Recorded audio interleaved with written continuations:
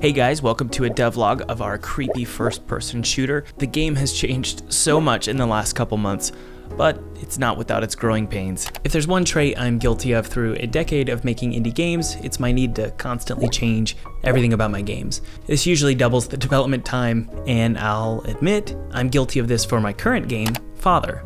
Well, I mean, it's Happy Hotel now. Well, actually, it's actually Twisted Tower. Yeah, that's the final name, Twisted Tower. See what I mean? This final name started with a single screenshot from my team's 3D artist, Felipe.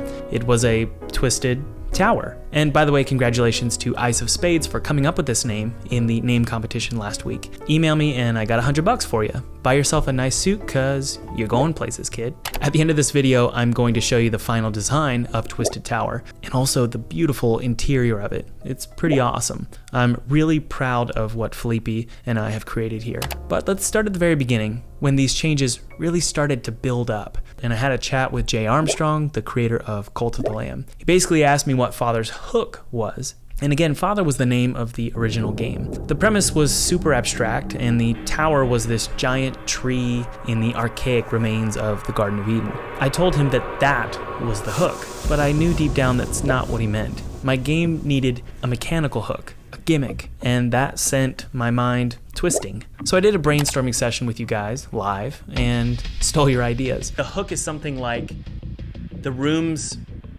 shuffle and change depending on the time of day. So I messaged Felipe and told him that we gotta do this, and he and I got immediately to work. First, he built this gorgeous exterior terrain just using the terrain tool and this asset pack. With some color modifications, post-processing, and global fog, it really looked pretty awesome.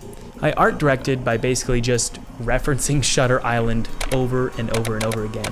He then plopped in the tower he created in Blender, and then I wrote a rotation script, added some gear and crunching sounds, some screams. What did I tell you? Okay, perfect. The final result spoke volumes to me about what this game was becoming. It was this ever-changing horror hotel.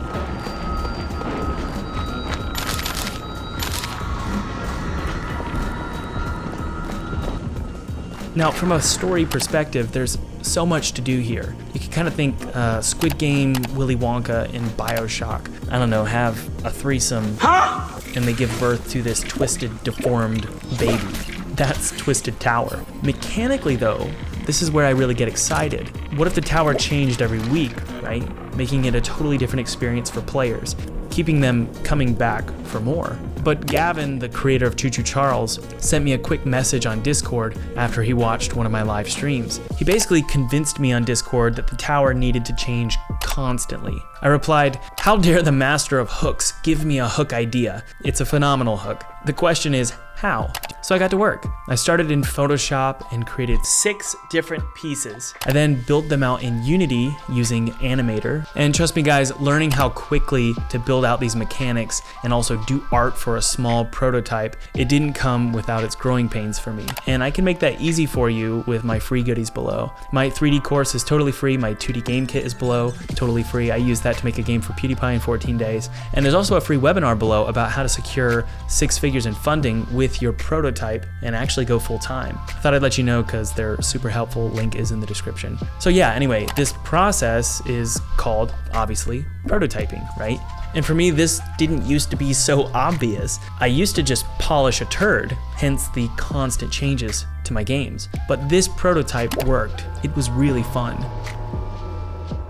Man, I wish Gavin from Choo Choo Charles was here. The next question was how this just isn't basic platforming, right? Well, it kind of is, but it's also more than that. See, I also created these little levers. They move certain blocks, the blue ones. So these doors, for example, they force the player down a certain path. If the player commits and moves into that path, this giant red button will close the path for good. You're gonna have to play the entire game again to get a totally different experience. This is great for replayability, but it also makes the game creative and streamable. Streamers will pave their own path in this horrifying twisted tower. So after a week or so of polishing and redesigning the levels, this is the final result.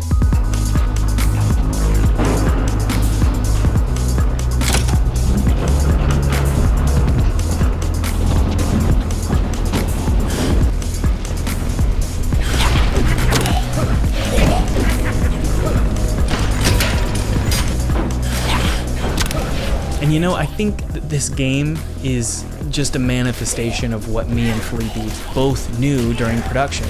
This game is always changing, both mechanically, but also in its production. It's kind of funny how poetic that is. And it's okay if your game is constantly changing too. Just know you eventually need to commit and choose a path. Thanks for watching, guys, and again, be sure to download my free goodies below. They're gonna help you out. My 3D course is totally free. I got a 2D game kit. Again, I made it for the PewDiePie game, which I made in 14 days. And there's also a free webinar below about how to secure funding for your demo and go full time. Cheers.